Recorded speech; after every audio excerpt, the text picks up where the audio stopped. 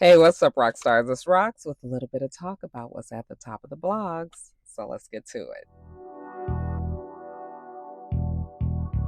I say I'm gonna take some time off, y'all. All the cashiers, they was like, somebody stole her truck. It's like you can hear it all throughout the store. This Rox coming to you today with a review for Love and Marriage Detroit, Love and Marriage Huntsville, our book 4, Real Housewives of Atlanta. Let's get to it, shall we?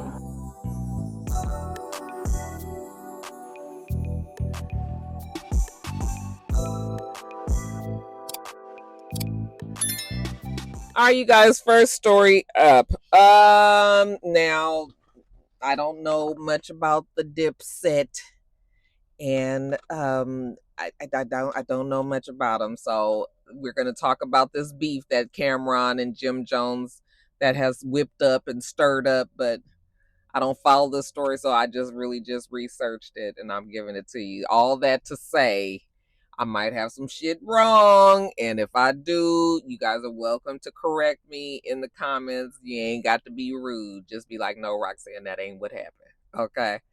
But this what the stories say in Vibe magazine, vibe.com. All right?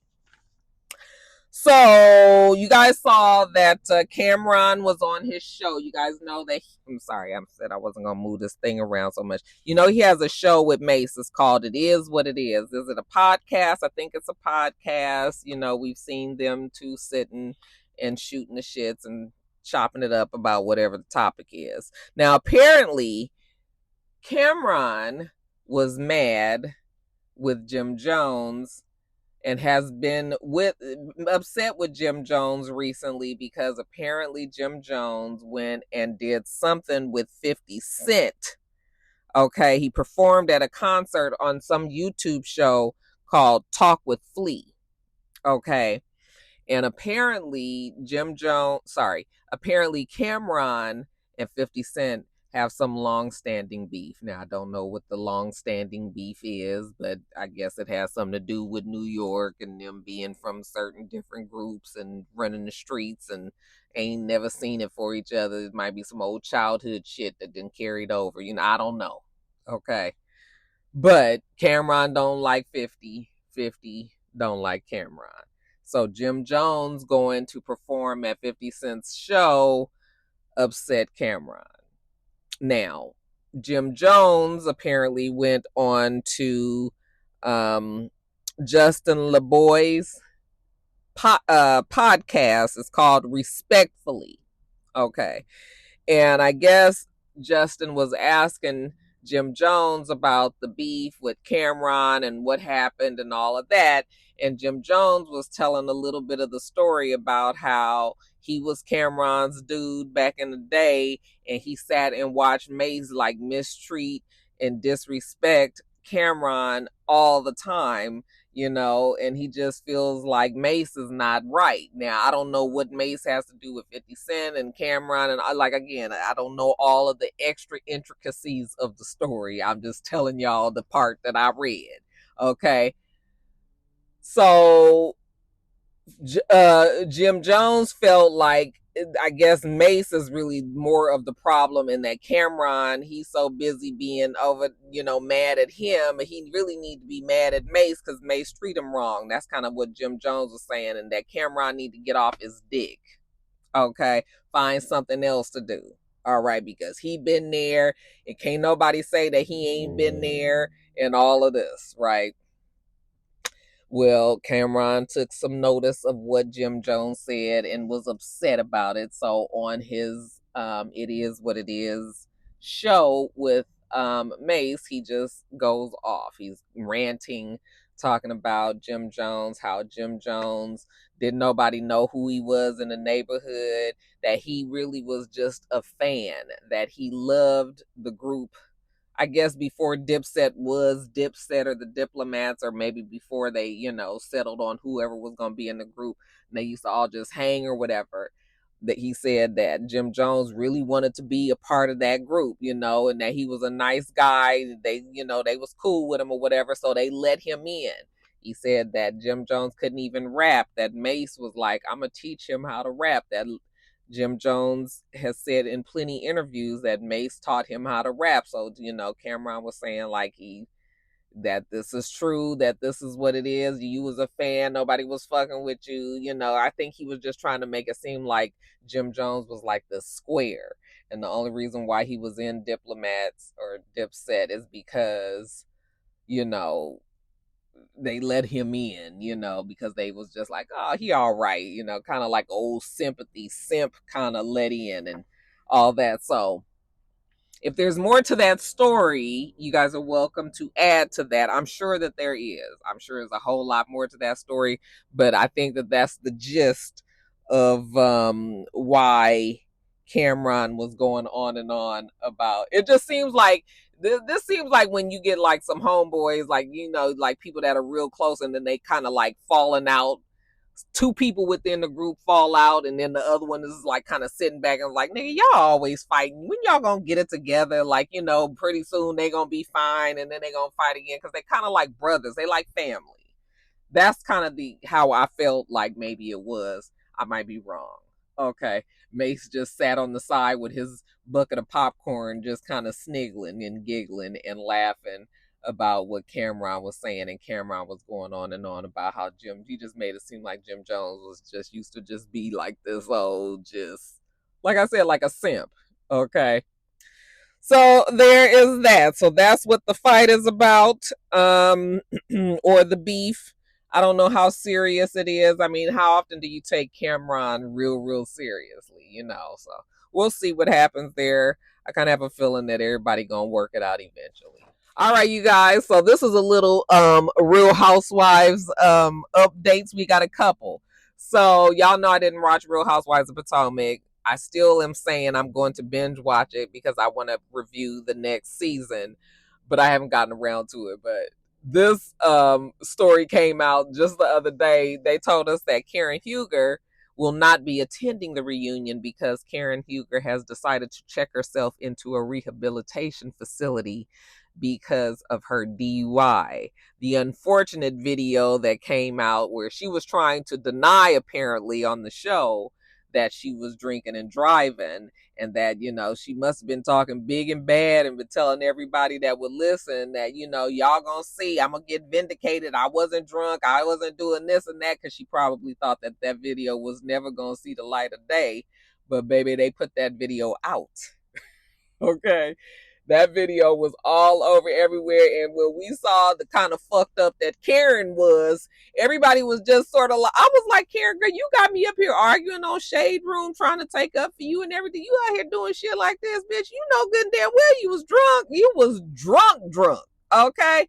Saying all kind of shit, So I think that's why they put that video out, because Karen was trying to not just deny it, but was just so bold and blatant, like, that is not me, I was not. No, girl, that was you, and you was.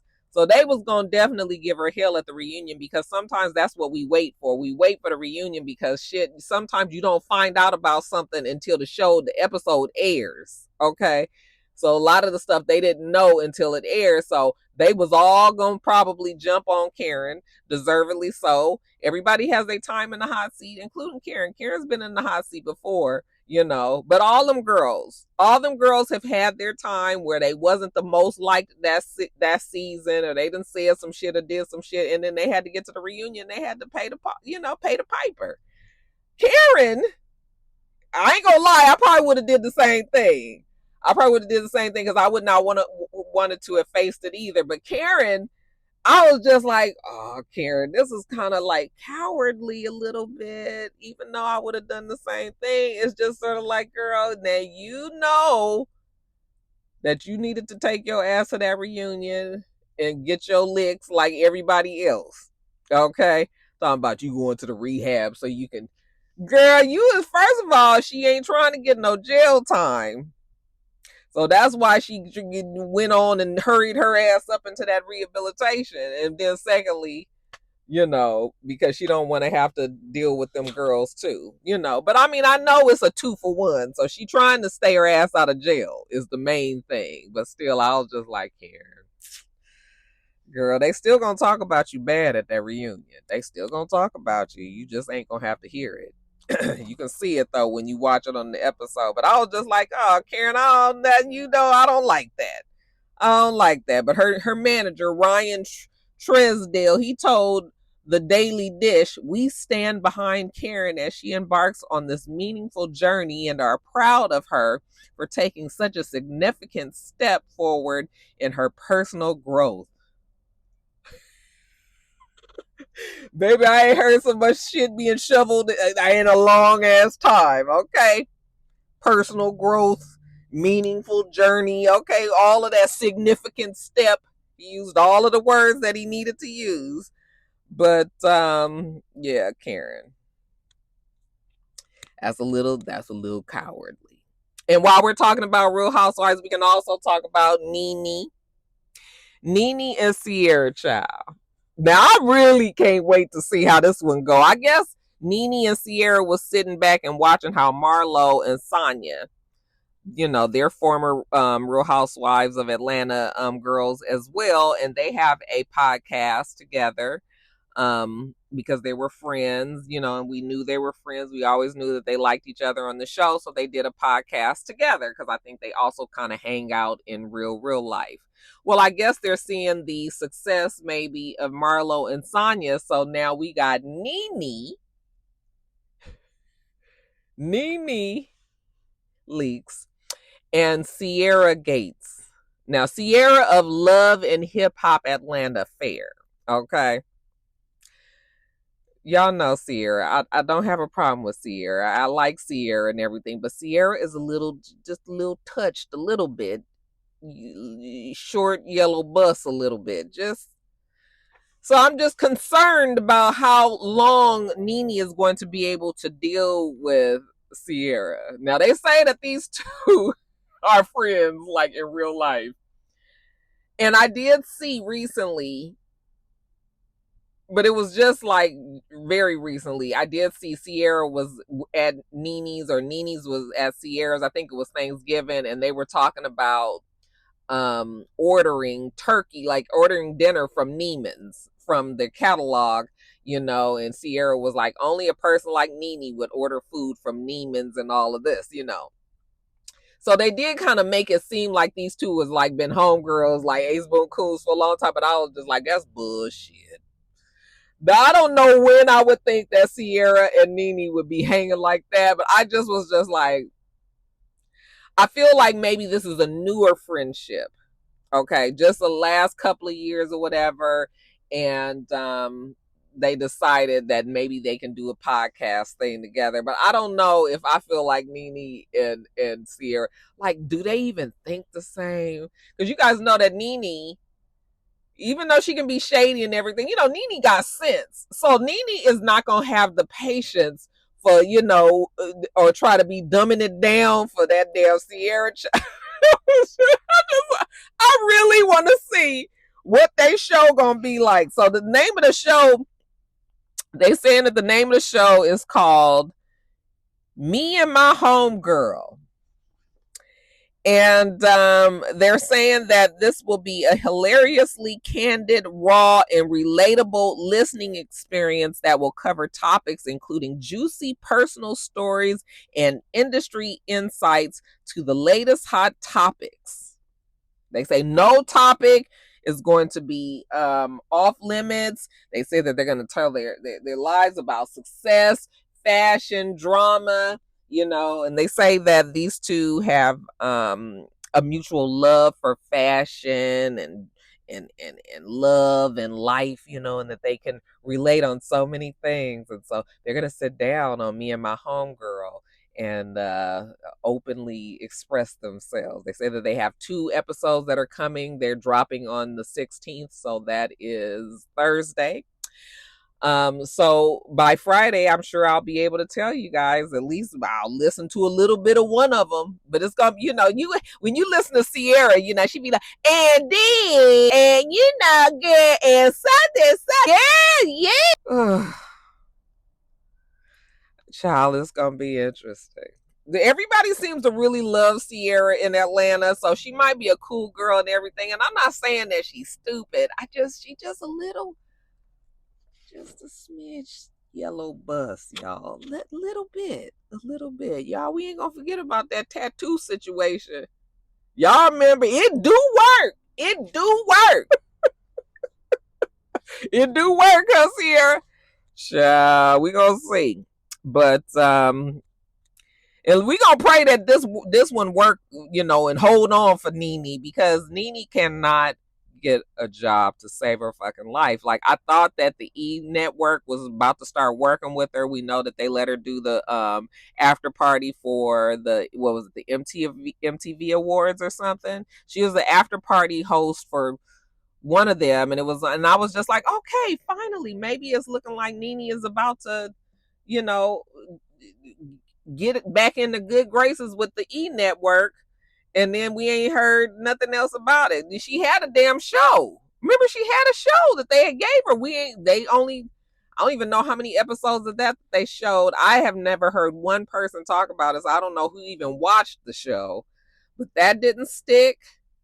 That was supposed to be about her talking about relationships on social media. Remember, that didn't work. And then the red carpet thing, we ain't heard nothing else about it. So I guess she was just like, all right, and try this shit with Sierra. Let's see what this do. We're gonna see. But I know, I'm just like, Nene, girl, I hope you, because Sierra is like on the levels of how Portia used to be when we first met Portia. Remember how Portia, you just was, that's kind of how Sierra is too. So we'll see. We'll see. Y'all gonna listen to it. Me and my homegirl come on Thursday, just so y'all know. Oh, see, they right by the car now. I don't know if you guys can hear them, but they right by the car, real loud. Just standing here, just not moving. Now there's two of them. Or they both have to be right next to the car. One of them got a bonnet on. You got a bonnet on. Is that Jada? Sure. Anyway, next story. Just real fast, y'all. People is all up in arms about TikTok. I was feeling like WhatsApp was going to try to save TikTok. Oh my God, go away. I was feeling like WhatsApp was going to try to save TikTok, but I have a feeling that the Supreme Court is not going to save it. Like, I don't think so. I don't think they're going to do it. For some reason, I feel like the Supreme Court is going to hold on to they need to sell it to an American investor. TikTok said they're not doing it. There was a rumor going around that Elon Musk was interested in purchasing it, but TikTok shot that down and said, they're not even going to comment on shit that's just straight up fiction. Like, that was never even up there. I have read that the owner for Dallas Mavericks, is it, no. Not the owner for Dallas. The Kevin from Shark Tank. He was part of a group that was also looking to possibly purchase TikTok. But I think TikTok has already said that they are not selling. So if we can't get it in, if we can't get it in the United States anymore, they just gonna shut the shit down. You won't be able to get it if you don't already have it uploaded. People are like, but I'll still have the app, so I can still, yes, you can still be in the app, but I think that it won't get any updates. So eventually you won't be able to enjoy your experience on TikTok if it doesn't have the updates. It's probably going to be very glitchy, probably freeze up, stop, do all kind of things to your phone. So there is that. Okay. But yeah, we'll see what happens with the TikTok. Yeah, I thought WhatsApp was going to be able to do it, but it looked like maybe not. Maybe not. And speaking of WhatsApp, the inauguration is coming up in a couple of weeks. Actually, it's going to be the day after the TikTok court case goes down. And it is what it is. I think that I saw that there is a high school, no, there's an HBCU that's going to be performing at the inauguration. We also found out that Carrie Underwood, country singer, American Idol winner, Carrie Underwood, is going to be singing at the inauguration. People were upset. Again, I don't care. Like, I done told y'all, I don't care about nothing no more. I don't care. So that, Carrie want to go there and sing. I mean, that That's not all that shocking. Okay, she's a country singer, white woman, blonde hair, blue eyes, the whole nine. I I kind of feel like Carrie Underwood probably was a Trump supporter to begin with. I mean, I like Carrie Underwood, but I mean, it is what it is. Like, I can see her and her husband probably are Trump supporters anyway. So it's just like, let her go on and sing at the thing. I don't give a fuck. The HBCU be up there with the stuff at the inauguration. I don't even care. I'm not getting mad. I don't care. I don't care about nothing. All I care is about me and my finances and paying my damn bills, y'all. I can retire. That's it. All right, but how y'all feel about Carrie? Y'all mad about it? Y'all mad that Carrie Underwood is singing at the? She might not have blue eyes. I'm sure she's a sweet girl and everything, but child, I can't even. I don't care. Do you, girl? Do you? All right. Next story. Okay, you guys. Drake and academics. Apparently, Drake, finally decided to get back out in them studios and made a somewhat diss record. He's not talking about Kendrick, he's learned his lesson on that one. He is now coming after people who I think he thought were loyal to him, who turned out to really, really enjoy Not Like Us and, all of the music that Kendrick Lamar was dropping last year. Okay.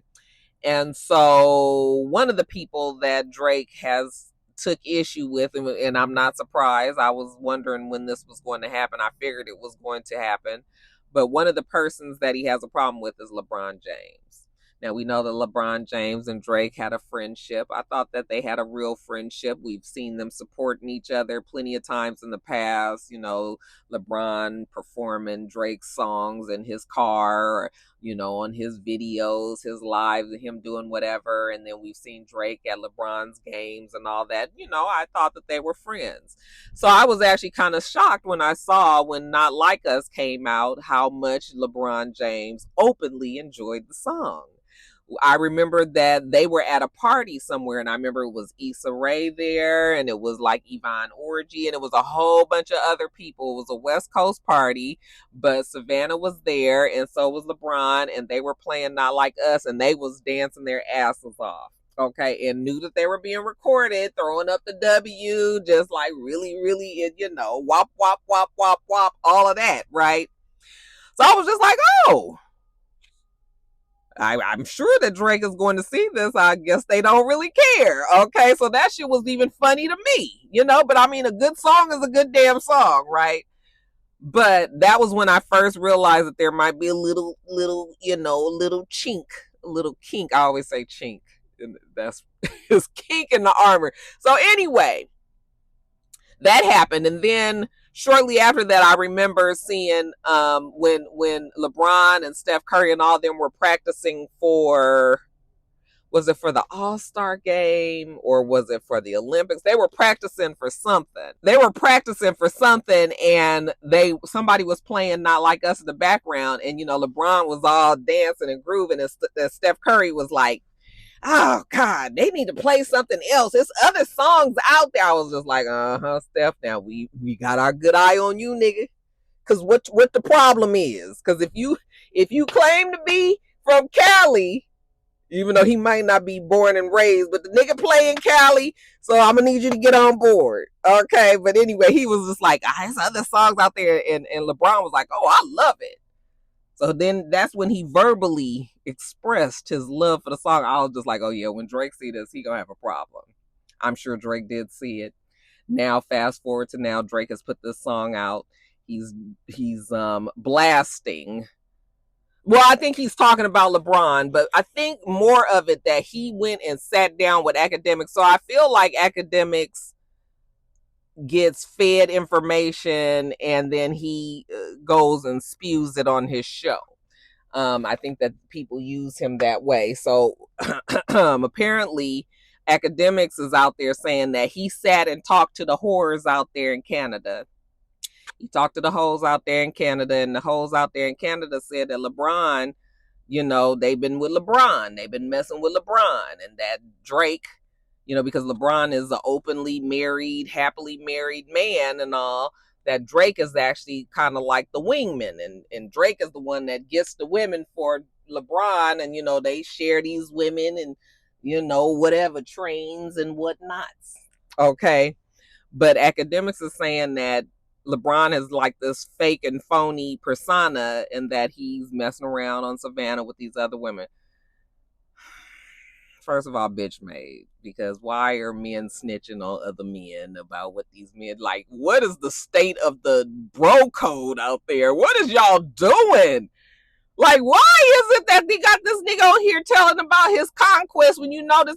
First of all, I don't think anybody, I think that most people need to understand that LeBron is a basketball player first. I would like to think that he's very faithful to his wife. I would hope so. They in their 40s, like all that running and shit that he might have had in him at one time. I should hope he done with that shit now. He grown kids, all of this. Okay, but he's a basketball player, and we know these basketball players, they got it in them. They get out there with these women, and it's so much ass thrown their way, you know, and a lot of them do partake. So I'm not saying that LeBron does it, but if somebody were to say that he does, I wouldn't be shocked. There's been rumors about LeBron in the past, okay, with a news reporter that got relocated from Cleveland to, I think she's here in Atlanta. But there's been stories about LeBron and all these different, like, so that's one thing. Secondly, why are you talking about that? If the man is happily married with his wife, like, why are you trying to make problems for them? Okay, over some shit about Kendrick Lamar, like, and why is academics even in it to begin with? Like, why are you allowing yourself to be a pawn in this whole thing? You know, so that's the other thing. And then you just look like a hater, Drake. Like this is. Who is over there advising Drake to make the moves that he makes? Okay, even though LeBron is not necessarily my favorite person, LeBron is well loved out here, you know, and he's and now and people not really feeling Drake like this. So you now coming after LeBron, and LeBron ain't done nothing to you. That makes you look bitch made. Like, it makes you look sorry. You are telling the secrets because LeBron likes a song that Kendrick Lamar did, you know. He's hurt. Drake is hurt. So now he got to tell on LeBron. Listen, I'm sure Savannah knows exactly who she has over there. I'm sure she knows exactly what's what that's happening over there, and Savannah has made the decision to keep her family together. That's what she want to do. She want to be with her man, and you know, that's is what it is. Like, I just don't understand why academics is doing this, but you know, it's because Drake has put him up to it. But I'm just like, I don't know who is telling Drake to do these things. You look so soft. It's too bad. But yeah, it's like, you telling us that LeBron messed around. I mean, I would hope that LeBron ain't doing that shit, but that wouldn't be all that shocking if we did find out. I'm gonna just keep it 100 with you. These basketball players, they be doing the most. That's all I'm gonna say. They be doing the most. Okay? So. And I even know some old retired basketball players that be out there doing the most.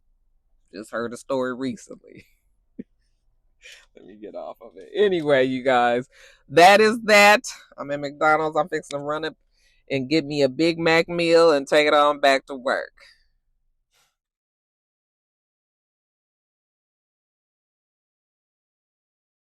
All right, y'all, that's it. Let me get on off of here. We do this every single week, so make sure you thumbs up the video, subscribe, and thumbs up the video, comment, and subscribe if you haven't already, and make sure you come back.